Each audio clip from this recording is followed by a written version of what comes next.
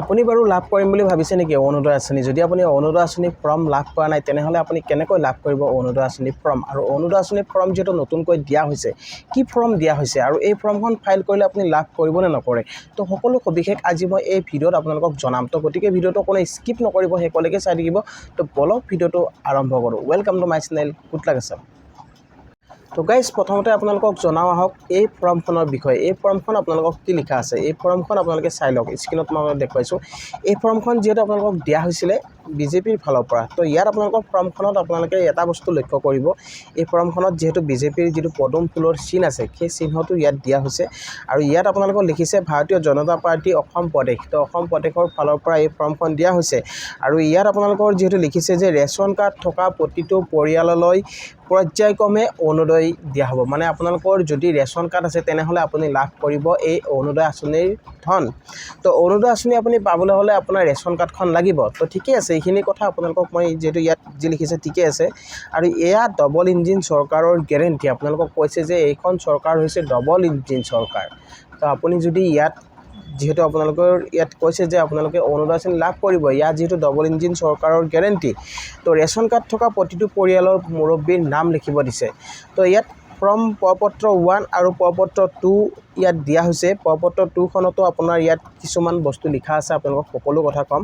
তো প্ৰথমতে জানি লওঁ বলক এই ফৰ্মখনৰ বিষয়ে। তো এই ফৰ্মখন আপুনি লাভ কৰিছে নেকি? যদি এই ফৰ্মখন লাভ কৰিছে, আপুনি জমা কৰিছে নেকি, বা আপোনাৰ ঘৰত মানুহ গৈছে নেকি? যদি আপোনাৰ ঘৰত মানুহ গৈছে, আপুনি ফাইল কৰিলে বা আপোনাৰ পৰা পইচাও লৈছে কিছুমান দালালে, হয়তো কিছুমান দালালে 100 টকা 200 টকা আপোনাক বিচাৰিব পাৰে। কিন্তু আপোনালোকে এই ফৰ্মখনৰ বিষয়ে আপোনালোকে জানি ল'ব, কিন্তু আপোনালোকে পইচা নিদিব। কোনো দালালক আপোনালোকে পইচা নিদিব, কিয়নো আপোনালোকক বিজেপি চৰকাৰে যিটো কৈছে, চৰকাৰে কৈছে আপোনালোকে পইচা দিব নালাগে। আৰু এই ফৰ্মখন আপোনালোকক এইবাবেই দিয়া হৈছে, আপোনালোকে নতুনকৈ অৰুণোদয় আঁচনি দিয়া হ'ব। কিন্তু আপোনালোকক এইটো কথা জনাওঁ যে এই ফৰ্মখন আপুনি ফাইল কৰিলে লাভ কৰিব নেকি? এই ফৰ্মখন ফাইল কৰিলে হয়তো আপুনি নাপাব পাৰে অৰুণোদয় আঁচনি।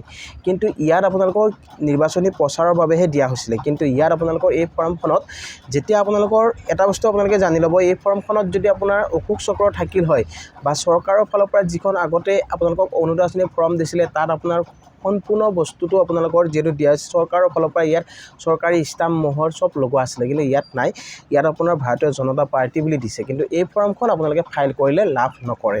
তো এই ফৰ্মখন আপোনালোকে যদি ফাইল কৰিছে, আপোনালোকে এটা কাম কৰিব পাৰে, এই ফৰ্মখনৰ বিষয়ে আপুনি জানি লওক।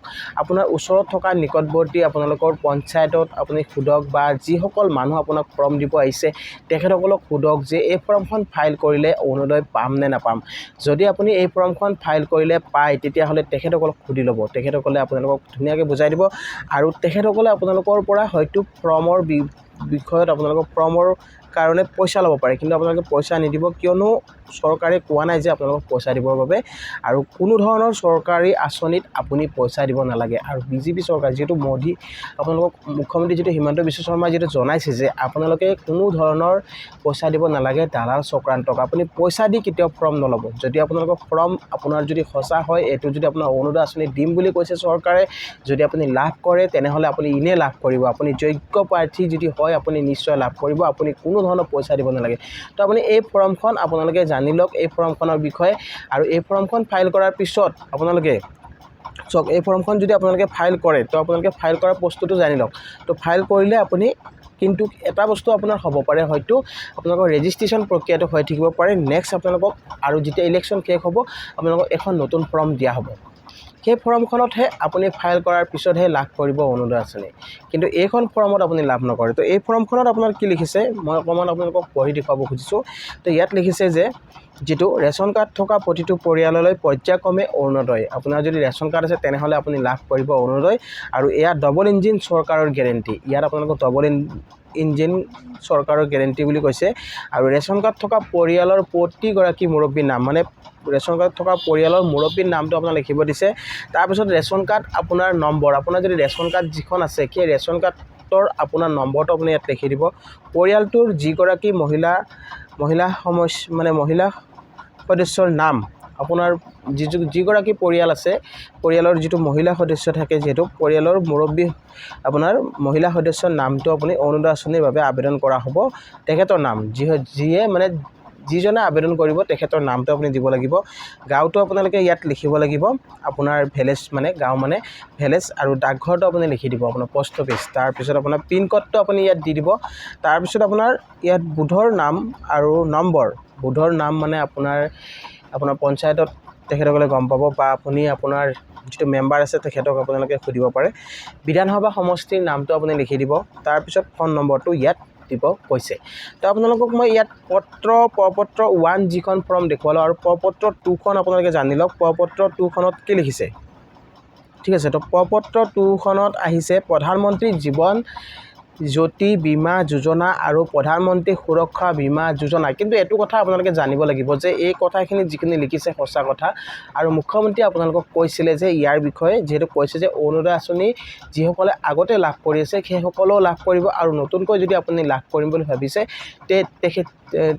তেওঁলোকেও লাভ কৰিব এই সুবিধা এতিয়া চাওক প্ৰধানমন্ত্ৰী জীৱন জ্যোতি বীমা আপোনালোকক ফ্ৰী কৰি দিয়া হৈছে আপোনালোকে কোনো ধৰণৰ ইনস্যুৰেঞ্চ আপোনালোকে গ্ৰহণ কৰিব নালাগে প্ৰিমিয়াম আপুনি ইনস্যুৰেঞ্চ লাভ কৰিব প্ৰতিগৰাকী মহিলাই আৰু এই সুবিধা আপোনালোকে যিসকলে অৰুণোদয় আঁচনি লাভ কৰি আছে সেইসকলে লাভ কৰিব আৰু নতুনকৈ যদি আপুনি আবেদন কৰিম বুলি ভাবিছে তেনেহ'লে আপুনিও লাভ কৰিব এই সুবিধা যেহেতু ইয়াত লিখিছে প্ৰধানমন্ত্ৰী জীৱন জ্যোতি বীমা যোজনা আৰু প্ৰধানমন্ত্ৰী সুৰক্ষা যোজনা তাৰপিছত ইয়াত লিখিছে আপুনি জানেনে মানে আপোনালোকক কিয় ইয়াত জানিব দিছে আপোনাৰ ৰেচন কাৰ্ডখন আপোনাৰ পৰিয়ালৰ এক অভেদ্য সুৰক্ষা কবচ ৰেচন কাৰ্ড থকা প্ৰতিটো পৰিয়াললৈ বিজেপি চৰকাৰে যেহেতু আগবঢ়াইছে আয়ুষ্মান কাৰ্ডৰ বিনামূলীয়া চিকিৎসা সেৱা আৰু ইয়াত কৈছে যদি আপুনি ৰেচন কাৰ্ড লাভ কৰিছে তেনেহ'লে আপুনি লাভ কৰিব আয়ুষ্মান কাৰ্ডৰ বিনামূলীয়া যিটো চিকিৎসা আৰু ইয়াত তদুপৰি ইয়াত লিখিছে পৰিয়ালটোৰ মূল উপাৰ্জনকাৰীজনক বিনামূলীয়া জীৱন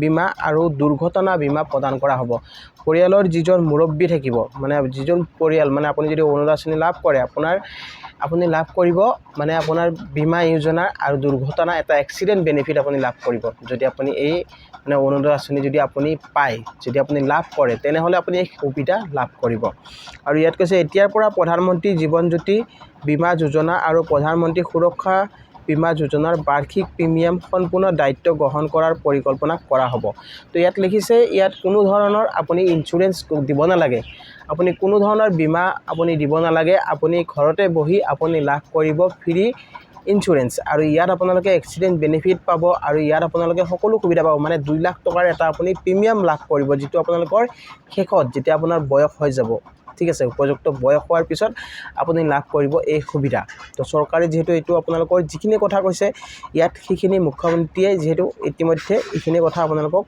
ঘোষণা কৰিছে তো সেই কথাখিনি ইয়াত লিখা আছে আৰু ইয়াত লিখিছে পৰিয়ালৰ মূল উপাৰ্জনকাৰীৰ নাম আপোনাৰ মূল উপাৰ্জনকাৰীৰ নামটো ইয়াত দিব লাগিব বয়সটো দিব গাঁও দিব ডাকঘৰ পিন বিধানসভা সমষ্টিৰ নাম তাৰপিছত বুথ কেন্দ্ৰৰ নাম আৰু ডাকঘৰ আপুনি দিব নম্বৰটো দিব bank account number IFC code phone number তাৰপিছত পৰিয়ালৰ মুৰব্বীৰ স্বাক্ষৰ তো এই দুখন ফৰ্ম যেহেতু মানে ওলাইছে মানে এই দুটা পিঠি এটা প্ৰপত্ৰ 1 আৰু প্ৰপত্ৰ 2 তো আপুনি এই ফৰ্মখন যদি লাভ কৰিছে তেনেহ'লে এই ফৰ্মখনৰ বিষয়ে আপুনি জানি লওক আৰু এই ফৰ্মখন এতিয়া যেহেতু নাই বন্ধ কৰি দিয়া হৈছে নিৰ্বাচনী প্ৰচাৰ যেহেতু চলোৱা হৈছিলে কিন্তু নিৰ্বাচনী যেহেতু আয়োগে এই ফৰ্মখন বন্ধ কৰি দিছে আৰু এই ফৰ্মখন এতিয়া আপুনি লাভ নকৰে আৰু এইখন ফৰ্ম হয়তো এনেকুৱা ধৰণৰ ফৰ্ম এখন ওলাব পাৰে কিন্তু অৰুণোদয় 30 ফৰ্ম কিন্তু সেই ফৰ্মখন আপোনাৰ নিৰ্বাচন যেটো ইলেকশ্যনৰ পাছতহে আপুনি লাভ কৰিব পাৰিব তো গাইস আপোনালোকে নিশ্চয় ভিডিওটো বুজি পালে আৰু ভিডিওটো চাই যদি আপোনালোকে ভাল পাইছে তেনেহ'লে এটা লাইক আৰু শ্বেয়াৰ কৰি দিব নাপাহৰিব আৰু লগতে মোৰ চেনেলটো যিসকলে নতুনকৈ আহিছে তাৰ চেনেলটো সাবস্ক্ৰাইব কৰি ৰাখিব আৰু কাষত থকা বেল আইকনটো প্ৰেছ কৰি দিব